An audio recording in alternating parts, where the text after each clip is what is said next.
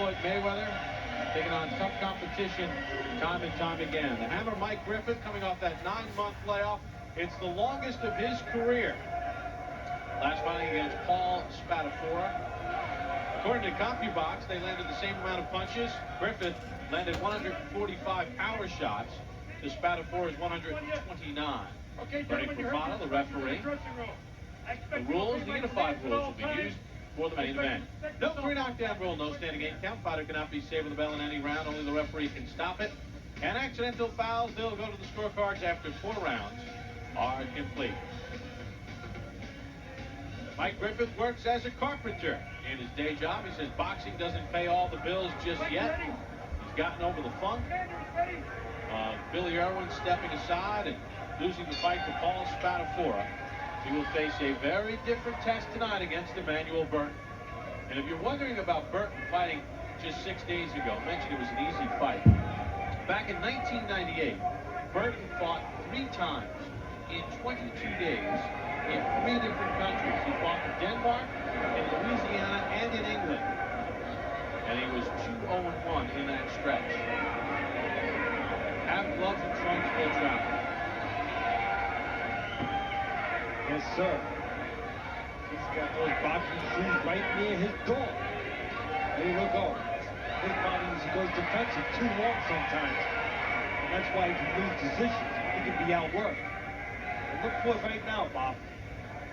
Burton does not turn defense into offense or offense to defense too well. He does one at a time. He will give his opponent, Griffith, a chance to score.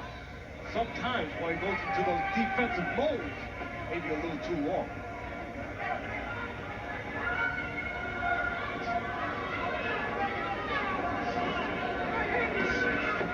Well, there's Griffith going to the body, as he said he would in Atlas's world. Exactly where he should go. Ahead of him. Burton is going to be moving, twisting, sliding. The body will be there. Old-time trainers would say, get the body, the head will follow. Left hand by Griffith, found the mark. There's that sliding and slipping by Burton, where Griffith must ignore the head, be disciplined. Make believe the man does not have a head. Just go to the body. Remember years ago, I was working in the corner over at Belfast Island. One of the most exciting atmospheres you could ever work at, Bob. Barry McGuigan, featherweight champ of the world. I was working this morning, he was fighting Bernard Taylor, great amateur, #1 contender. Taylor was a slickster.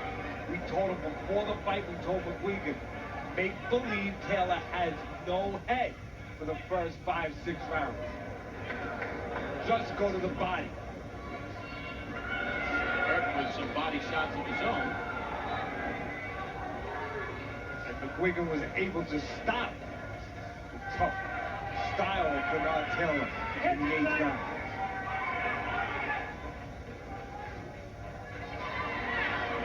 Again, Griffith needs to go to that body with all this slip movement, this shuffling, tucking, and dipping by Burton. Griffith should only be going to the body. Good shot right hand by Burton. Yeah, he's got to watch he's not there taking a picture afterwards. Burton will fire back in spots.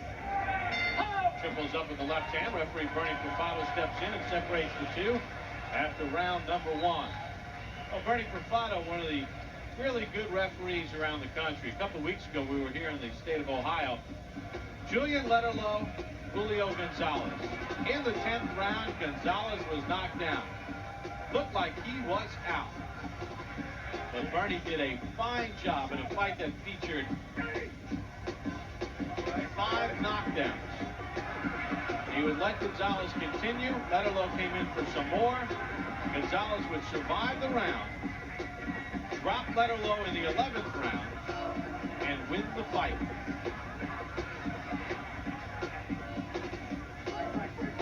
Teddy, Bernie exemplifies what you want in a referee.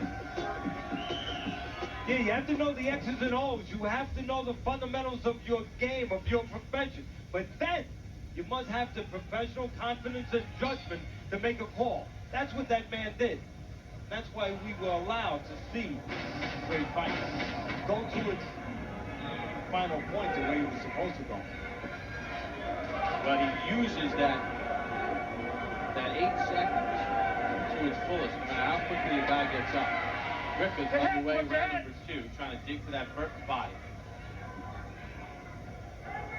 Burton gives you plenty of opportunities. I said it the first round, to out-hustle, because he will only fight in spots. But those spots is where Griffith must be alert. Well, Burton getting brave. I think he thinks he's found something in Griffith that he can exploit. Once in a while, Griffith, when he's done work, he pull back a little bit straight. Take a picture, pose a little bit. You have to be careful for the counters. And that's exactly what Burton has on his mind, Bob. Because nothing that Griffith's showing here is landing. None of it. Boxing in a free. Burton knows how to turn, take the steam off punches. But if there's only one man working, that man has his opponent on the ropes, well, you can be sure who the judges are going to favor. Even if the punches aren't landing. Neither guy big punchers. Burton with the 11 knockouts and 44 pro bouts. Griffith with 9 and 30. Burton is more liable, more likely to hurt Griffith than Griffith to hurt him. Burton has been with really good fighters. Burton can time you with those counters like that. And he throws a couple of left hands that find Griffith's chin. Burton's best punch is that left hook. He used that left hook to end Terrell Finger's undefeated career. He'll lead with it, he'll counter with it. He'll walk you into it. He'll make you miss. And then he'll snap it right on you. This is where Griffith must bend. For 2 reasons, Bob. Go to the body then. Body's not moving. And by bending, he'll put himself in good defensive position where he won't get hit with those counters like he just did. There goes Emanuel Burton to work. Going to the body, chopping the right hand. Griffith standing up on guts right now. Burton goes to the body again. On 6 days rest, here comes Emanuel Burton, and Griffith is in trouble. And the veteran experience of Burton going to the body with Griffith's hurt. Griffith's been stopped twice. Break. Cannot be saved by the bell in any round.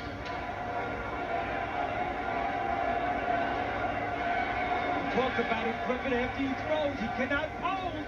That counter left hook will find its mark. And it did. There's the bell to end round number 2. Huge round for Emanuel Burton. Let's listen. Tom Gray, the trainer.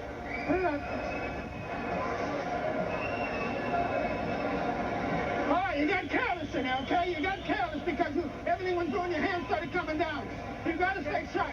You got to stay sharp with your punches, you understand? You beat him to the punch. You can't just sit there and just bang with him. Get in there. When he wants to bang, then you get your jab and 1-2s and do some side motion.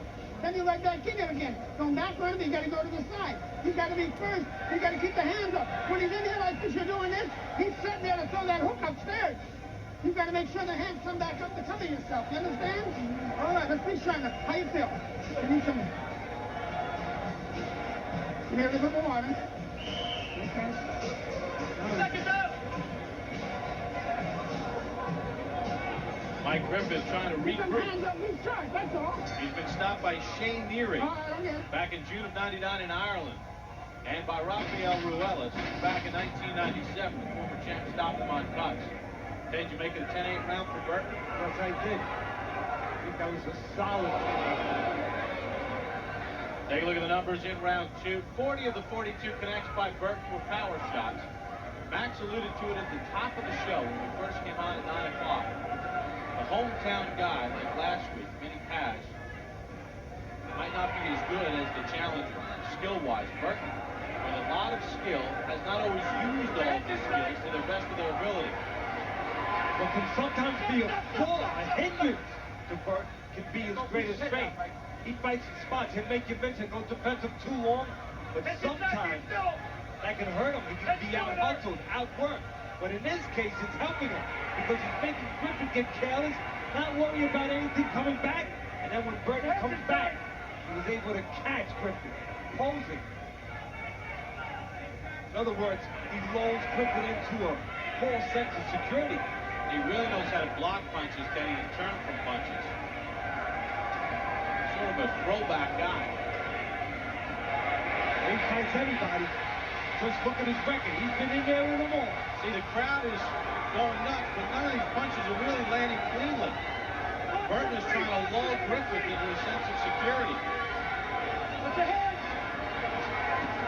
So this is where Griffith has to be careful. He needs to work offense to take control of his fight.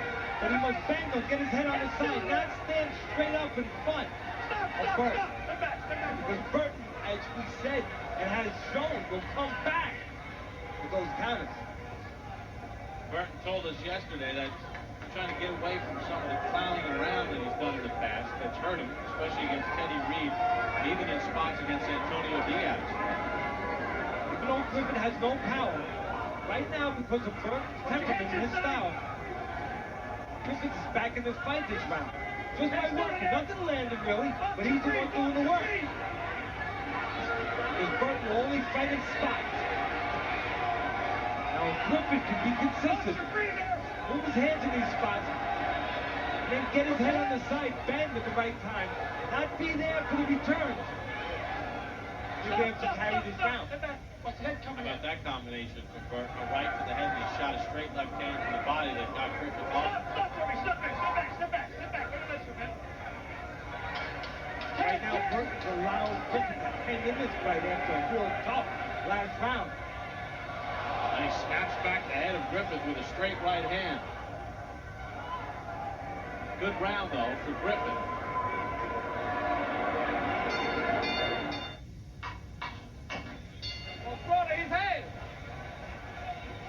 Teddy, as the round ended, someone threw something at Emanuel Burton in his corner. Yeah, hometown fans here, they threw a plastic cup of ice and water at Burton. Burton got hit with it. Then Burton's corner man threw back something from his water bottle back at the fan. And Burton started dancing as he's doing now. He's a road warrior. He's experienced. He doesn't let anything bother him. Come here. And he started mocking the fans, showing the fans, hey, that's not going to help you, man. All right, let's do it. So Bernie Bravado says to the guys, keep it clean. Of course, Bernie can only do so much. It's up to the promoter to have the proper security forces here. And you see the guys in the orange shirts, they're starting to move into position. His corner's got to do a better job, Burton's that is, of not retaliating, throwing water back. When you see football games, fans throw stuff at the bench or something, you get the security. You don't start lowering yourself to that level because you can only make it worse. That's right, it can only escalate. It's up to the security that the promoter must have at any sporting event, in this case, boxing match, to take care of those situations. Well, now the clowning Emanuel Burton is out. And part of the style and personality of Burton will incite a home crowd because he likes to clown, as you just said. He likes to put a show on. And when he's beating the hometown guy, that can only get the fans a little bit riled up. Well, he considers himself an artist, a technician, a boxer. He says, my goal is never to put my opponent in the hospital. My goal is to just win. He threw one other word in there when he was telling you that. Put your hands. Sometimes it's entertaining. Part of the reason why he has 17 losses on his record. There's a little too much entertaining, not enough punching. And that's the case right now. I tell you, we've seen this with Burton before, and I asked him about this yesterday. I said, you tend to, during the fight, underutilize your ability. You have good movement, you know how to move your head, turn for punches, you know how to put punches together, but you spend so much time clowning around that you let fights slip away. That's why he's 23, 17, and 4. Sometimes he does just enough to lose fights. Right now, that's what he's doing. he has a man in front of him 2 rounds ago was on the floor. And he allowed him to recover the last round by just doing what he's doing now. Defensive moves, no offense. And you can see when Burton does punch in those spots, he's effective. But the problem is it's just that, spots.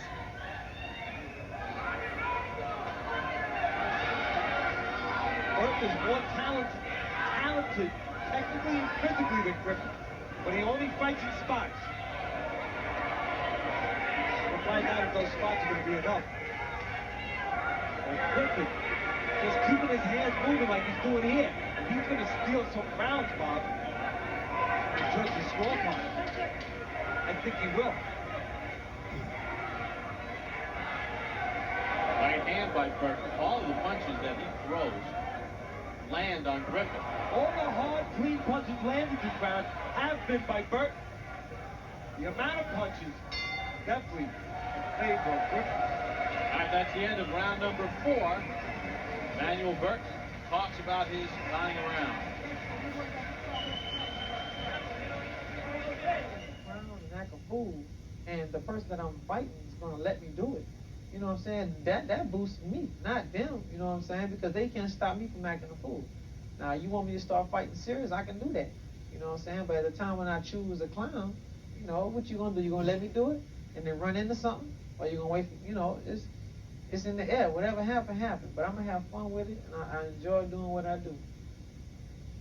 Well, in the last round, Teddy, Emanuel Burton and Mike Griffith. Griffith threw 50 more punches than Burton. But Burton outlanded Griffith 39 to 13, and 35 of them were good power shots.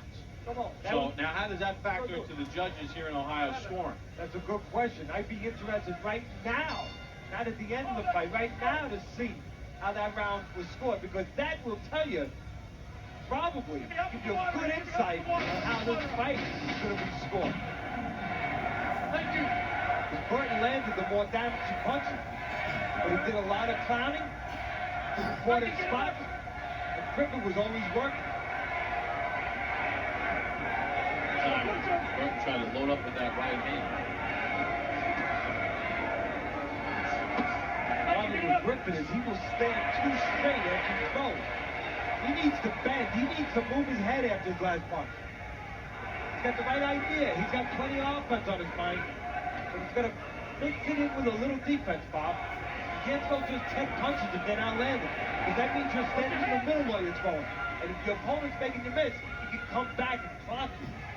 Hey, the problem with Griffith, when he does land a clean shot on Burton, Burton doesn't move. Good short right hand by Burton. You look at Teddy's scorecard. 38-37 for Burton. Have it the same way. Good job, Ray. Listen, good job. Burton hurt Griffith a moment ago with a right hand. He stepped back, let Griffith walk into the right hand. But Burton did not follow up with the second punch. Well, you always like to say, hey, temperament of a guy. I think sometimes that is the thing that gets in Burton's way. We talk about pure ability. Burton has a lot more than Griffith. Yes, he does. Good body shot there, Bob. Yep. Griffith eats a left hook to the jaw. Yeah, and that left hook to the body hurt Griffith by Burton. And there's a head that let in by Griffith. Griffith does fall in there with his head. We talked about it in the Atlas world. Burton has to be careful of that head. Be aware of it. Griffith does get cut at times. Burton loading up. Knocking around Mike Griffith with a left hand.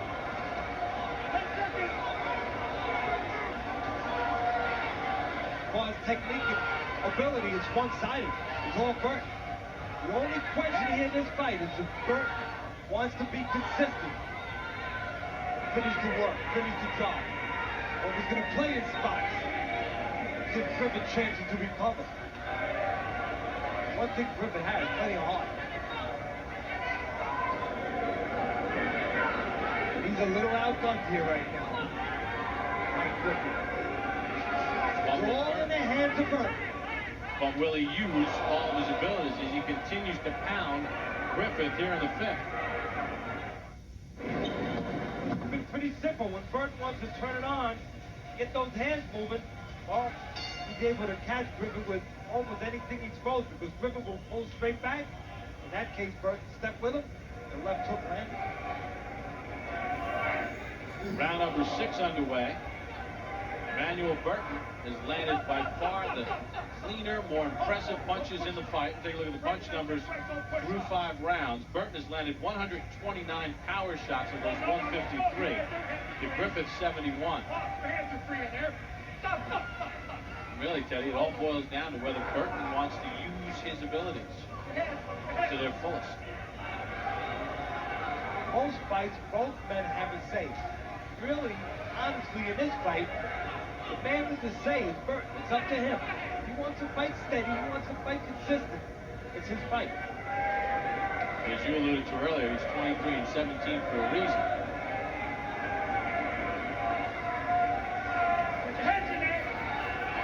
It reminds me of an analogy from basketball. Who has more basketball ability? Karl Malone or Derek Coleman? Who's a better NBA player? It's a good point. Coleman has never gotten the potential out of his ability. Karl Malone being a consummate thrower, being a man fundamentally does everything right, mentally is consistent, always in shape. Burton got off balance, got tagged. But again, his awkwardness and his moving around, just playing right into his own hands. He's allowing Burton to set up the counter shots for him. Yeah, the problem with Griffith, he's in a tough situation. He has no power, so it's not like he can pull this fight out of the fire with a big eraser with that power in either glove. He doesn't have it. And he wants to throw a lot of punches. That's his way, but he stands up there. He actually throws too many without moving. He'll stay in the middle for 5, 6, 7 punches. And while he's in the middle, that's what happens. Burton will slide with something and come right back. That's one of the problems that Burton's had in his career, too, is he doesn't have that eraser. You know, if he had that bit of a bigger punch, all the clean shots that he lands, even in this fight, the guy would be gone. You're right. Burton, you know he's having fun because he turns southpaw now. Which might not be an advantage because Griffith did a very good job against Spatafora, the southpaw. And he told us that he worked harder than ever to prepare for the southpaw in that Spatafora fight, and it showed. I don't think that'll bother him.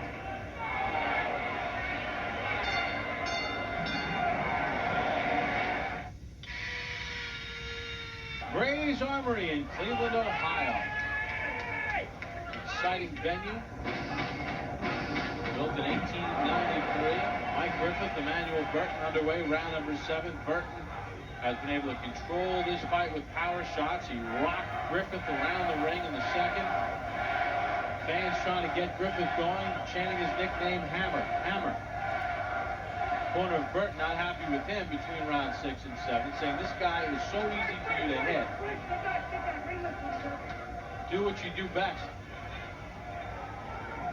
But it's kind of ironic that Burton is wearing leopard spots because a leopard cannot change his spots. And he is a spot fighter. Very good analogy there, partner. He is a spot fighter. And it's very clear here tonight. Teddy Atlas's scorecard through 6. 58-55 for Burton. I have the same exact card as Teddy. Though the last round, make the case for Griffith. Usually in a fight, very rarely does a crowd play into the decision or into the equation. This is the kind of fight where a crowd could help a hometown fighter, Mike Griffith in this case. Get a little momentum going because Burton will give you the opportunities to get a little bit of that momentum going. Burton says he loves to hear the silence of a Home crowd, it means he's doing well. Short right hand by Burton to score, then another right over the top. Your head! Your head's in there! Griffith has the perfect style for a counterpuncher like Burton. He will pull back, he will stand up, take a picture, hold empty punches, wait for the receipt, any way you want to say it. He stands up straight in front of his man when he's done punching. Right hand by Burton. And that's where Burton is finding him. Well, the opponent change for Griffith might have been the worst thing that happened to him, because Burton's style is causing fits for Griffith. Left hand by Burton. All the clean, hard punches Emanuel Burton's way. Left to the stomach, right hand, left hand, and another right. Again, Griffith stands straight up, goes straight back, and that's where those punches are being fired, right to those spots. And that's why Burton is tattooing Griffith right now. Final 10 seconds of the round, all Emanuel Burton. Griffith is in trouble. Round 7 in the books. Here's Brian and Max. Bob, thanks. Let me say this. Now, we're not ringside, but I have never seen a more blatant example of a guy carrying another guy. He had him twice, Max, where he stopped punching as if he's saying, I'm going to give these people some rounds. Look, I know Emanuel Burton does fight in spots, as Teddy and Bob have pointed out. I know he did just enough to lose against Antonio Diaz, Teddy Reed, John Molina. However, in this case, it's pretty obvious to me that someone got to Emanuel Burton going into Cleveland, going into the hometown, fighting a main event on TV, and said, carry this guy. It's pretty obvious that's what's going on. It's not even close. And let's send it back to Bob and Teddy. Let me ask this. I bet, Teddy, if you had these guys in the gym, you would probably, you're ringside, you know better, but would you tell these guys and tell Burton, hey, just slip and hit, just jab? He's not in his class. Griffith is not in his class right now. No doubt about it, Brian. You're right. There is no contest. Here you see the replay, what we've been watching a lot of. Griffith on the receiving end of Burton's punches, but there's no doubt about it. Talent, technique, experience, everything on the side of Burton. But the one difference I would disagree a little bit with what Brian and Max are saying is, you guys are right. You look at it, I can understand you thinking that there's no doubt that Burton would have to carry this guy, or is carrying this guy, because if he opens up, he gets rid of Griffith. But Bob touched on it before. I talk about it all the time. Temperament. You know, people fall around, don't die swear. You know that, Brian. You heard it from Cuz. And really, even though it looks like he's carrying him, I think it's just his way. That's why I said before, leopards don't change their spots. That is Burton's career in a nutshell, and that's why he's 23 and 17. Because we've seen him before controlling fights and then suddenly just stop doing it. And there Griffith gets in one of his best punches in a long time. And that's why Burton always seems to find a way to lose the close one. The reason I don't think that he's carrying, and I understand why people would say that. They would right to add that question and to think that, Brian and Max, no doubt about it. But the reason why he's not carrying him, I don't believe, in my opinion, is because he's done this many times. This is his way. And he's in the hometown of Griffith. He knows about hometown decisions. He's been down that road a lot of times. He mess around, you could blow the fight. Funny things happen. Stranger things have happened. Well, but conversely, by letting Griffith hang around, and it's another Burton problem over the course of his career, he lets the hometown guy hang around, and you know what? Then you get a funny decision. Exactly. So that's why he wouldn't purposely be carrying him, because his experience, he knows that he can get a funny decision. Not ha-ha funny, but bad funny. Now he just throws Griffith down. He didn't need to do that. I thought you would never take a point from me, hear me? I said stop, you stop. Okay, all right. Burton is not exactly making himself a crowd favorite. I don't think he'll be looking for real estate in Cleveland. You know, like he's told us many times, it's not in his nature, he says, to put guys in the hospital and finish them, because I want to entertain, I want to perform, and do my thing. And I said to him, I said, but don't you think that will really hurt your career? And he said, that's who I am.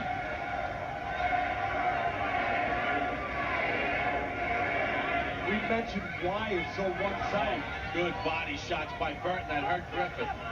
The reason why it's so one-sided is two reasons. One obvious reason. Burton moves his hand, throws him to the right spot, catches Griffith standing straight up. One other reason. Burton's the only guy moving his head. He's the one who creates offensive opportunity. Oh, good right hand. Griffith is getting pounded. You know, ideas and inventions come from... Friday Night Fights presented by Miller High Life. Round number 9 underway. Emanuel Burton is just pounding the hometown favorite, Mike Griffith. Burton taking this fight on 2 days' notice. Billy Irwin had the flu, former #1 contender by the IBF in the lightweight division. You take a look at the numbers in round number 8. Dominant for Burton through 8. Burton has landed 233 power shots to Griffith's 89.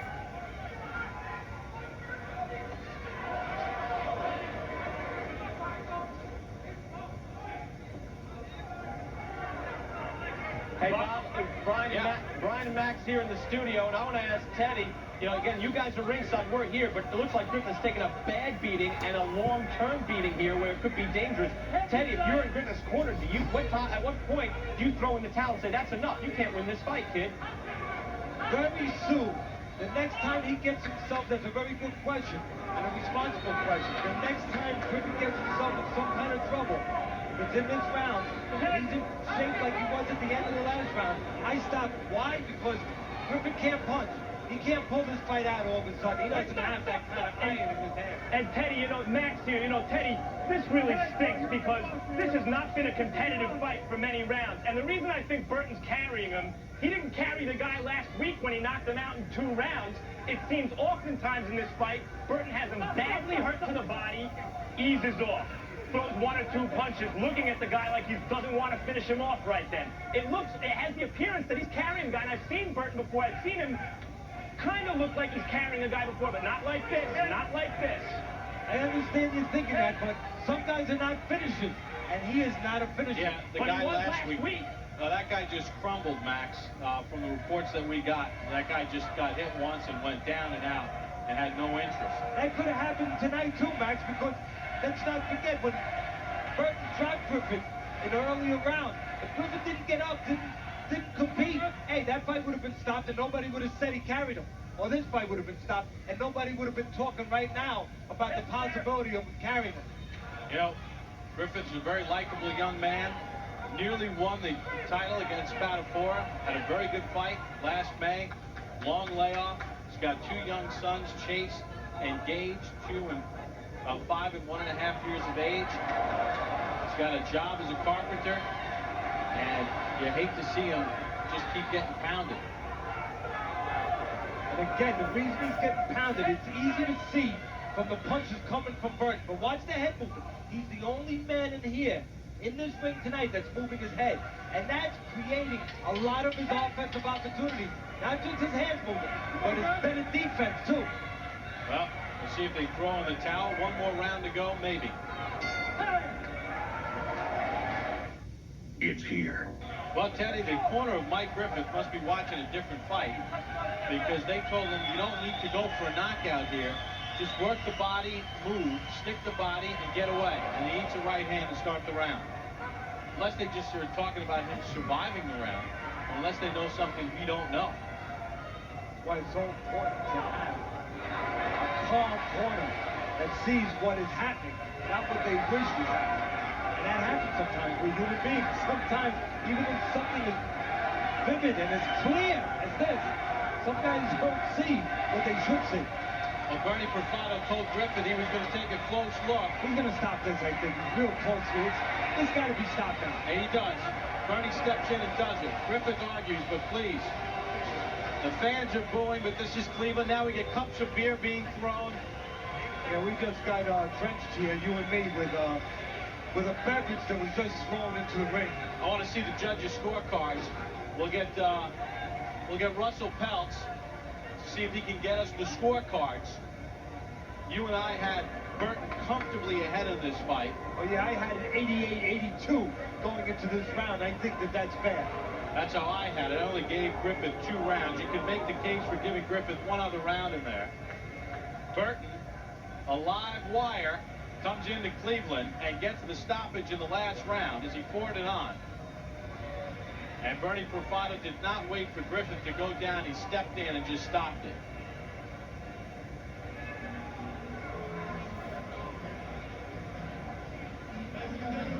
Final punch numbers. Burton landed 353, 357 to Griffith's 139 in this fight. Take a look at just Burton opening up in the final round. 50 seconds of the 10th. It's another reason why the referee had to stop it. So much time left, and all the punches were hard, clean punches. Well, Teddy, here's something refreshing. Russell Peltz chased down the scorecards for me. 2 judges had an 88-83, and 1 judge had an 87-84, all in favor of Burton, even though we were fighting in Cleveland. So he was not going to get robbed. Good job by the judges. Good to see them. 50 seconds of round 10. Emanuel Burton comes in on 2 days' notice in place of Billy Irwin, and stops Mike Griffith at 50 seconds of round number 10. Friday Night Fights on ESPN2 has been presented by Miller High Life. Miller High Life, our proud sponsor, and in part by Western Union Money Transfer, the fastest way to send money worldwide. Burton the winner. We check in with Brian and Matt. We're just observing, but shocking. What a coincidence. He knocks him out in the last round. Coincidentally, he gives us 10 rounds of programming and then knocks him out in the 10th. I mean, next week, coming your way, we're pressed for time. We're going to get to this because we're coming back. But again, it's Jesus Chavez, #1